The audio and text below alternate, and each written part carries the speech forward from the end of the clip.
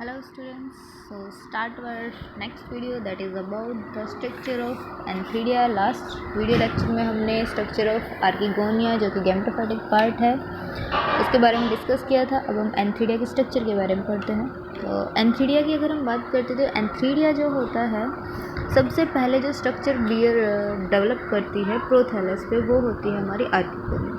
अब जैसे आर्किगोनिया बन गया है, मैच्योर होने लग गया है, प्रोथैलस भी जो है वो काफ़ी इंक्रीज़ कर गया है अपने साइज़ में, बहुत मंथ हो गए हैं उसको डेवलप हुए। उसके बाद जो है आपका रेडिश कलर का फोल्डेड मार्जिन से आपका एंथीडिया जो है वहाँ पर डेवलप करता है। ठीक है, समझ में आया कि जब आपके यहाँ पर आर्किगोनिया बन गया है, इसको बहुत मंथ हो गए हैं, अब मंथ हो गए हैं, काफ़ी दिन का हो चुका है, मंथ का हो चुका है। उसके बाद यहाँ पर जो लोब हैं उनमें आपको क्या डेवलप करता है, एंथीडिया। अब ये जो एंथीडिया होते हैं रेडिश कलर में होते हैं, येलोइश कलर में भी होते हैं। ठीक है, अब हम बात करते हैं बहुत सारे नंबर्स में डेवलप कर जाते हैं। अगर in the part of the prothallus which does not develop lobes and lack chlorophyll, अगर हम इनकी अक्रेंस की बात करें, जैसे कि ये हो गया आपका प्रोथैलस बेसल, ये हो गया आपका लोब सेल्स। ठीक है, अब जो एंथीडिया है वो किन लोब सेल्स में डेवलप करेगा, जिनके पास लैक क्लोरोफिल होगा, और वो प्रोथैलस का वो पार्ट जिससे लोब डेवलप नहीं हो रही है। ठीक है, तो वहाँ पर आपका क्या होगा, एंथीडिया होगा। एंथीडिया की अगर हम स्ट्रक्चर की डेवलपमेंट की बात करते हैं तो यहाँ पर कौन सा डेवलपमेंट होता है, एक्रोपिटल सक्सेशन में। एक्रोपिटल सक्सेशन का मतलब होता है मैच्योर आपके सेंटर की तरफ होते हैं और आपके इमैच्योर जो होते हैं अपर पोर्शन में होते हैं, बेसल साइड में आपके मैच्योर प्लांट होते हैं। तो इस मैनर में भी इनका जो है वो टू टाइप्स के होते हैं, embedded type and projecting type. Embedded type की बात करें, इसकी बात कर रहे हैं हम एंथीडिया के टाइप्स की, कि जो एंथीडिया डेवलप हुए हैं वो किस किस टाइप के हैं, एम्बेडेड टाइप के हैं और प्रोजेक्टिंग टाइप के हैं। एम्बेडेड टाइप की बात करते हैं तो एम्बेडेड मतलब लोअर मैसिव पार्ट में जो है वो एम्बेडेड है, और प्रोजेक्टिंग क्या हो गया, जो कि आपके एपिक्स पर प्रेजेंट होते हैं। ठीक है, अब जो स्ट्रक्चर बन गई है हमारे एंथीडियम की, अब एंथीडियम सेल्स क्या बियर करते हैं, एंड्रोसाइट सेल्स। और एंड्रोसाइट्स की अगर हम मेटामॉर्फोसिस हो जाती है तो उनसे क्या डेवलप कर जाता है, स्पर्मेटोजोइड एंथ्रोजोइड। ठीक है, सो हम जिसे हम बोलते हैं तो एंड्रोसाइट सेल्स क्या करेंगी, मेटामॉर्फाइज कर जाती है और वहाँ से आपका क्या डेवलप कर जाता है, सॉरी मैं भूल गई, इधर पहुँच गए हम। ठीक है, वहाँ से आपको क्या डेवलप कर देगा, स्पर्मेटोजोइड। अब स्पर्मेटोजोइड जो है उसकी स्ट्रक्चर की बात करते हैं तो उसमें आपके मेन चीज़ें जो आ जाती हैं, फ्लैजिला, न्यूक्लियस, क्लोरोप्लास्ट, साइटोप्लाज्म, इन सब के बारे में। ठीक है, तो यहाँ पर क्या होगा, जो कंसिस्ट न्यूक्लियस को बियर कर रहा है ब्लेफेरोप्लास्ट। अब ब्लेफेरोप्लास्ट जो हमने ब्रायोफाइट्स में बताया था, ट्रायंगुलर शेप की आपकी एक स्ट्रक्चर होती है जिसके जिसके अपर पोर्शन से आपका जो है मेटामॉर्फोसिस होकर फ्लैजिला डेवलप करते हैं। तो यहाँ पर भी ब्लेफेरोप्लास्ट स्ट्रक्चर प्रेजेंट है, माइटोकॉन्ड्रिया प्रेजेंट है, एंड कुछ डिजेनरेटेड क्लोरोप्लास्ट के कुछ पॉइंट्स यहाँ पे प्रेजेंट होंगे, इसके अंदर स्पर्मेटोजोइड के अंदर, और साइटोप्लाज्म। ठीक है, अब स्पर्मेटोजोइड जो है बियर कर रहा है थ्री पार्ट्स को, तो थ्री पार्ट्स में आपके posterior, middle and anterior. Anterior portion से आपसे क्या डेवलप होना है, फ्लैजिला। फ्लैजिला के लिए कौन सी स्ट्रक्चर रिस्पॉन्सिबल है, ब्लेफेरोप्लास्ट। तो ब्लेफेरोप्लास्ट से एंटीरियर पोर्शन पर प्रेजेंट है ब्लेफेरोप्लास्ट, और वहाँ से डेवलप हो गया फ्लैजिला, जो कि हेल्प करेगा मूवमेंट में। मिडल पोर्शन में आपकी माइटोकॉन्ड्रिया आ जाता है, या फिर हम न्यूक्लियस भी बोल सकते हैं, क्योंकि न्यूक्लियस जो रिस्पॉन्सिबल होता है सारे फंक्शनिंग के लिए, और अपर पोर्शन में वेसिकल सेल्स होती हैं।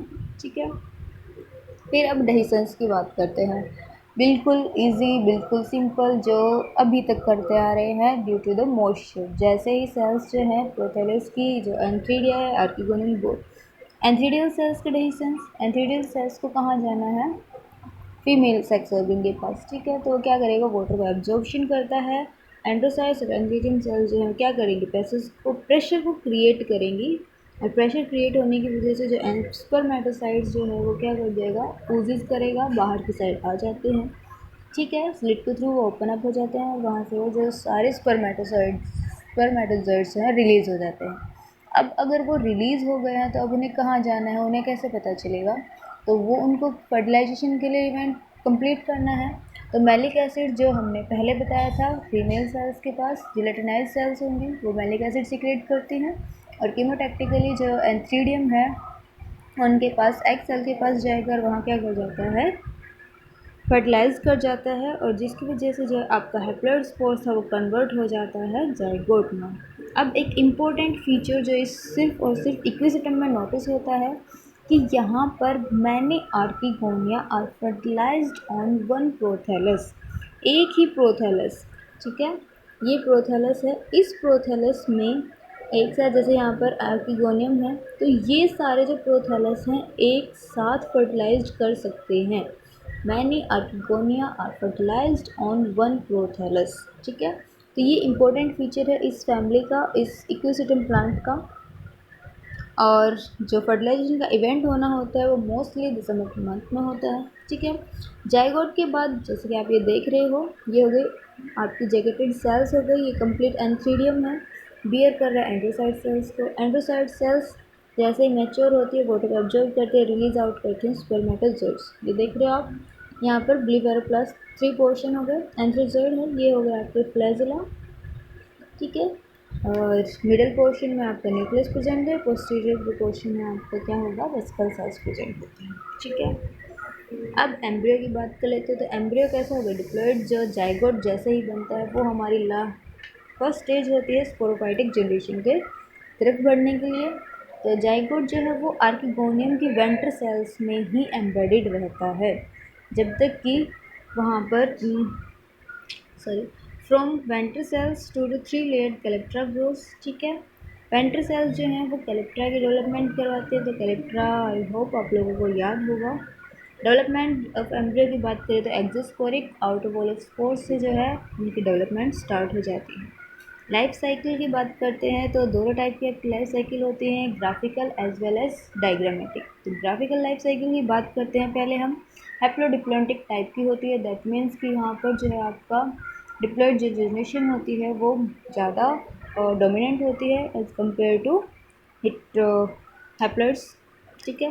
Heterologous type of alternation of generation, that means कि आपके दोनों आपको डिफरेंट डिफरेंट वेराइटीज़ आपको दिख रही है। एक बार आपको गैमेटोफाइटिक जनरेशन दिख रही है, दूसरी बार आपको स्पोरोफाइटिक जनरेशन दिख रही है, ठीक है। ये हो गया आपका main equisetum sporophyte two n type that is diploid. फिर इक्विसिटम का जो स्पोरोफाइट है क्या बेयर कर रहा है, strobilus, strobilus sporangiophore, sporangia, spore mother cells, meiosis, spores. सारी स्पोर्स ने क्या किया था, जर्मिनेशन किया था।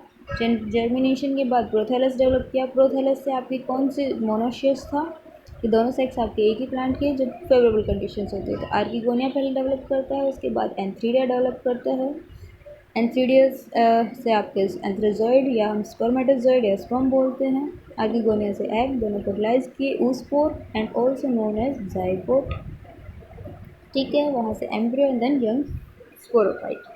This is about the your graphical life cycle. Exam में आपको क्वेश्चन आता है कि given short note on life cycle of equisetum, तो आप या फिर आपका आता है अल्टरनेशन ऑफ जनरेशन। तो आपको क्या बताना है कि अभी तक हमने जो पूरा प्रोसेस किया है अल्टरनेशन ऑफ जनरेशन, मतलब कि आपकी स्पोरोफाइटिक जनरेशन से गैमेटोफाइटिक जनरेशन और गैमेटोफाइटिक से वापस स्पोरोफाइटिक जनरेशन कैसे आती है, तो वो सब चीज़ें आपको डिस्कस करनी होती है इसके अंदर, ठीक है।